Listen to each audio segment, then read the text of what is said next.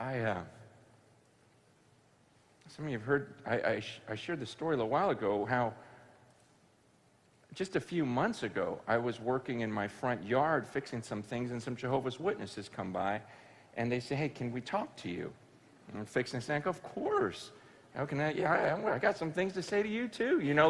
Let's talk. No, seriously, because I just think, here's some human beings. I need to love on them. They're trying to love on me, and so they start sharing some things, and I just said, hey, can I tell you? Can I just tell you a couple things that God's done in my life recently? Just a couple things. I mean, this will blow your mind. Let me just tell you about some answers to prayer that just happened like last week.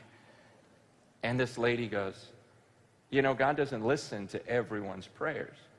And I said, you know what? Actually, biblically, you're right on. I go, James 1 says that if we doubt, he's not going to listen to us. James 4 says if we ask with the wrong motives, he's not going to listen to us. 1 Peter 3 says if I don't honor my wife, man, my prayers are going to be hindered. He says in Isaiah 58, if I don't care for the poor, it doesn't mean if I fast and pray. He's not listening. Yeah, I go in Amos, he says, I don't even want to hear the noise of your songs. I'm not going to listen to that. He says, if my people would humble themselves, and turn from their wicked ways. I mean, there's conditions. Says, you're absolutely right. He does not listen to every prayer, but he listens to mine. And I said, and I tell this one story of this thing that happened, and she's like, wow. I go, explain that. Why does he listen to me? And she goes, let's get out of here. And so her and her friends start walking away. I go, actually, if you don't mind, I'd like to walk with you because I have some more stories. And because I didn't want them to just walk away. I want them to know, I just want people to know this Jesus, because there's nothing like answered prayer. There's nothing like, no way, I just spoke to God and he listened to me. I mean, that's my favorite thing on earth. When I ask for something, I go, shut up. God just listened to me and look what he did. You can't explain this away. And so I'm telling them these stories as I'm walking with them. Man, I went like a block and a half just telling them. And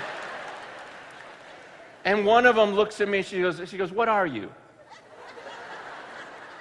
Because you're one of them Pentecostals. And I go, don't worry about it. I go, here's all you need to know about me. I'm a human being just like you. And I get alone with that book. I get alone with the Bible and I just read it and I see stuff I'm supposed to do and I do it and I pray to that God in that Bible, that Jesus who died on that cross for me. And I just read that and I pray to him and he listens to me and he's changed me and everything he's done in my life, it just blows my mind. And she goes, that's your problem. That was literally what she goes, that's your problem. She goes, you read that book by yourself. She goes, you can't understand that book unless one of our leaders explains it to you. And I said, see, that's your problem. No. I said, you're putting all of your trust in someone else. I go, do you understand this is about your eternity? This is about heaven and hell. And you are putting all your trust in what someone else tells you. And you understand, man, I think some of us in the room do this. Some of the things we believe and do and hold so dear is not because we found it in this book. It's just because someone told us, and I'm not saying that we don't listen to people who know more than we do.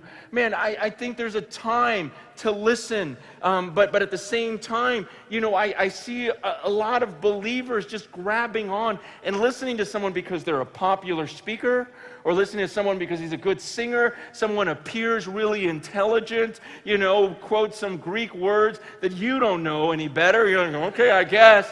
And you just start listening and you just follow these supposed scholars. And just like I told those ladies, I go, look, you would never come up with some of these conclusions if you just read this book over and over again. Right now, you guys believe that Michael and Jesus are the same person. You really would have got that from the Bible? You only believe that because someone told you. If you put this verse over here, isn't that kind of the same? Yeah, I go, man, just read it for yourself.